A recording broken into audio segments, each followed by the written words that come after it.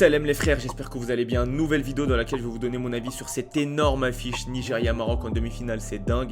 Pour vous donner un pronostic sur ce match, je suis dans l'obligation de passer en review rapidement le match entre le Nigeria et l'Algérie, mais aussi celui entre le Maroc et le Cameroun. Donc c'est parti, on commence avec le match d'hier, donc celui du Nigeria face à l'Algérie. Donc les gars...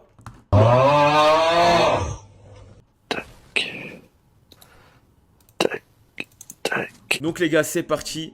Cette image, ce 11 de départ de l'Algérie témoigne d'une chose pour moi, c'est que, ok, le Nigeria sont forts, mais ils brillent pas autant uniquement grâce à leur niveau. Ils brillent aussi parce qu'ils ont affronté aucune grosse équipe depuis le début de la CAN. Ils ont affronté la Tunisie qui est mid, la Tanzanie qui est mid, l'Ouganda qui est mid, et le Mozambique en 8ème de finale qui est mid.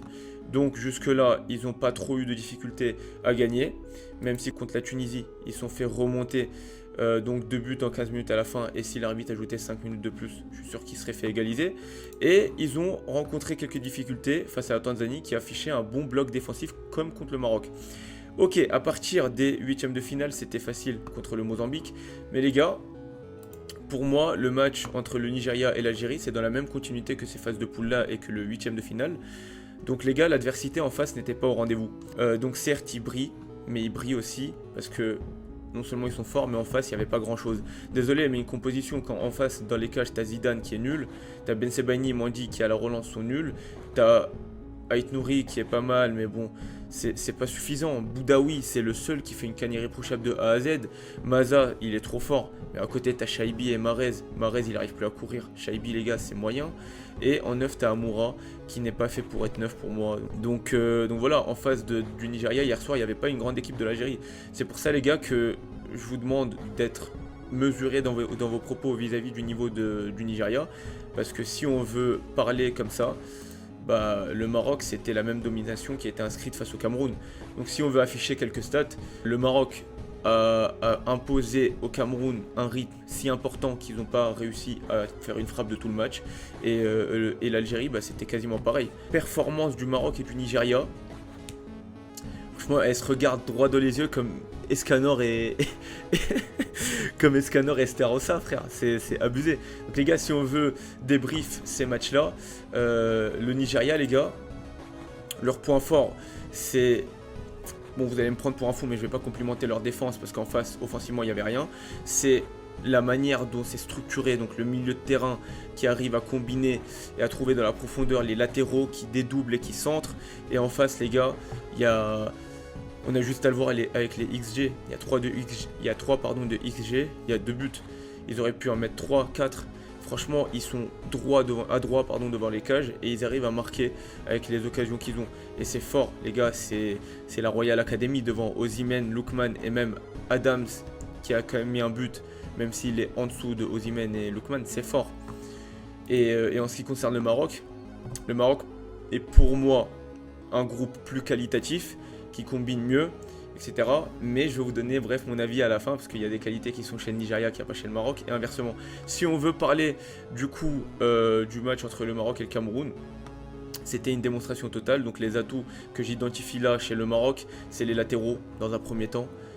Hakimi, Mazraoui, c'est juste exceptionnel, que ce soit dans le jeu, dans l'animation offensive, défensivement, c'est juste abusé, c'est injouable.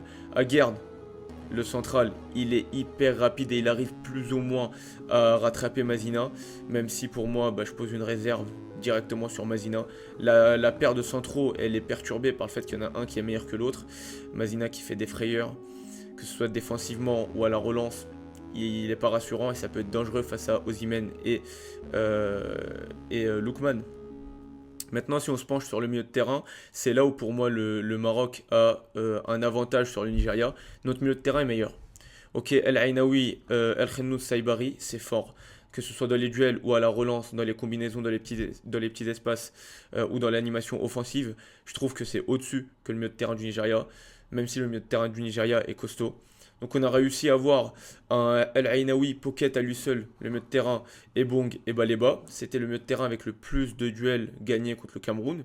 Et dans l'animation offensive, on voyait des combinaisons entre Brahim, El Khennou, des transitions rapides, où on allait trouver El Zelzouli, Via, Mazraoui et Saibari.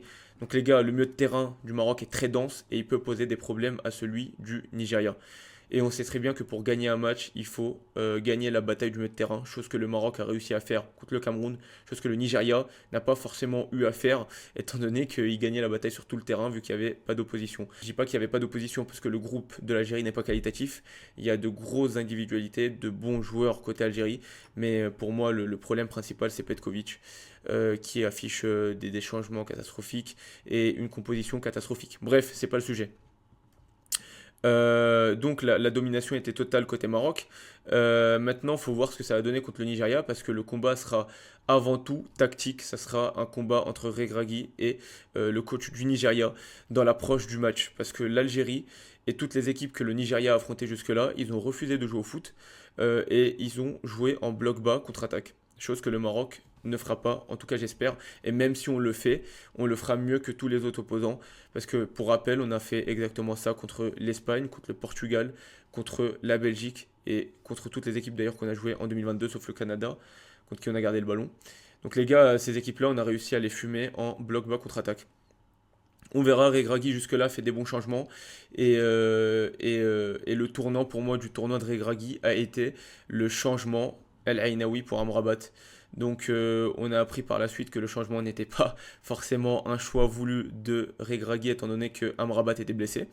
Mais on s'en fout. À partir du moment où on sait que ce milieu de terrain ne bougera pas et Amrabat pourra que rentrer à partir de la 70e potentiellement, comme l'a dit Regragui en conférence de presse, ça me va. Bref, allons faire un petit tour sur Twitter avant de donner mon avis sur ce match et avant de vous donner mon... Bon les gars, on finit la vidéo sur Snap étant donné que mon écran s'éteint et s'allume tout seul. Regardez, là il est éteint, il se rallume.